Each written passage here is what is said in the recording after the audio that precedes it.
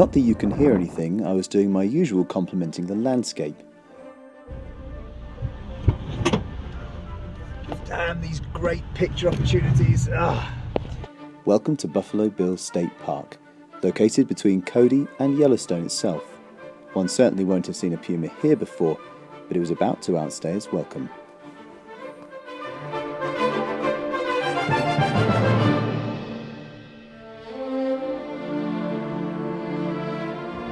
What an incredible place this is to be.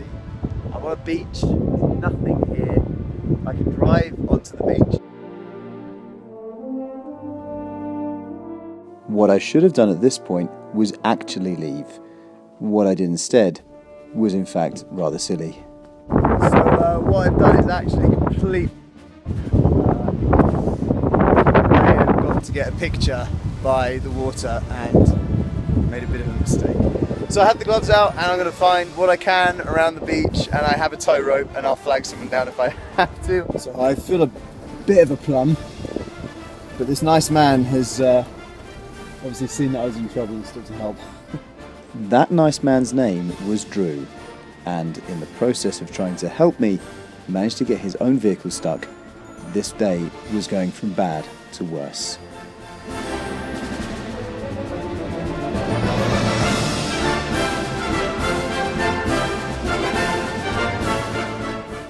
Digging out the heavy SUV wasn't working. If anything, we were making it worse, so we decided to try and rescue the much lighter Puma.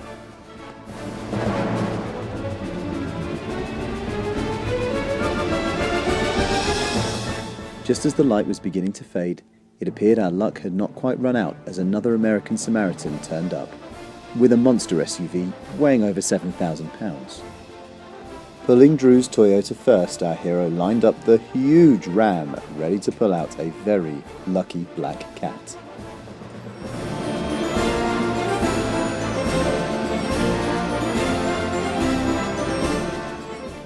Ladies and gentlemen, allow me to introduce you to Mark Martinez, a real-life superhero. Between Mark, Drew, and his girlfriend Carissa, all was well on the Buffalo Bill Reservoir Beach. With people like Drew, Carissa, Mark and his family around, the world is not such a bad place to be. I got really lucky until I got off the beach. Definitely broken something. I'm glad I got pulled out, I'm glad I'm back on the road. But my seatbelt is locked up. I've got a seriously bad wobble going on, so we'll have to stop and investigate that.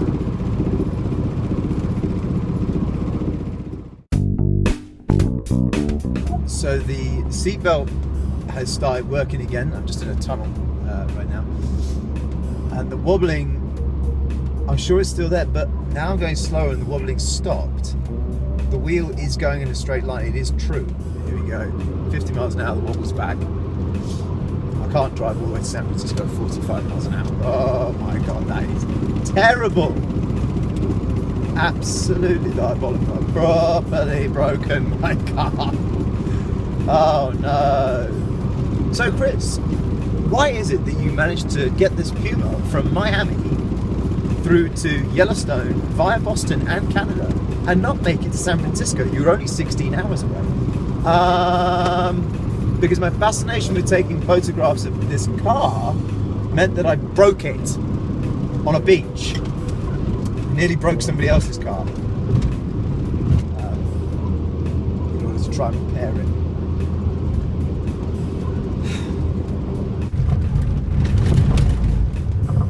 it. So Drew, who initially tried to rescue me, he was the guy that also got his truck stuck, and his girlfriend Chrissy invited me, or were invited to, and invited me subsequently to a harvest party, which is a bunch of friends that get together to, I guess, to celebrate the harvest. You know, given the time of year, the farmers are all, I'm guessing that the farmers are all harvesting their crops and what have you, because the freeze is coming and everything else. So there was food, and they're just very hospitable. They just said, have whatever you want, you know, eat, drink, do whatever you need to do. It's really kind, and I felt like I couldn't go without doing something for them. I haven't got anything, but I do have my little guitar ukulele, so I quite happily made a fool of myself singing and serenading them with a song. I did a little rendition of Hey There Delilah, although I changed the lyrics occasionally to Hey There Amanda, because Amanda was hosting the event. So Amanda and family and your mum Teresa and everybody else that was there, if you're watching this at any point, thank you so much. You were unbelievably hospitable. You made my evening after such a stressful time on the beach with a broken car. And as I talk to you guys now, I'm following Drew in his car back to his kindly offered me a place to stay for the evening. So we're going to drop his car off there, and then he's going to jump in this one, and we're going to go to a jet wash, because one of the guys that was at the harvest party said that they did exactly the same thing and got stuck in the sand, stuck in the mud, and the mud got stuck to the inside of the wheel, which counterweighted the wheel. So I'm hoping that that's all it is, and that actually just after a good jet wash, it'll be fine. Fingers crossed.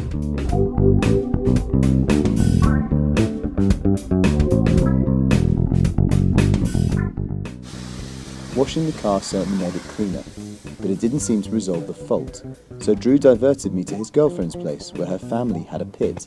Okay. And sure enough, There it is. That'll do it.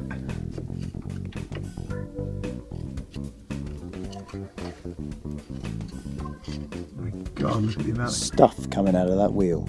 By the way, this is Drew, another real-life superhero. And this is Carissa, who not only provided the pit to repair the car, but had relentlessly helped to dig both cars out back at the beach. The car was mostly recovered, and I hadn't made it to Yellowstone for the sunset, but I had met some extraordinary people that illustrated kindness and love for their neighbours at its finest.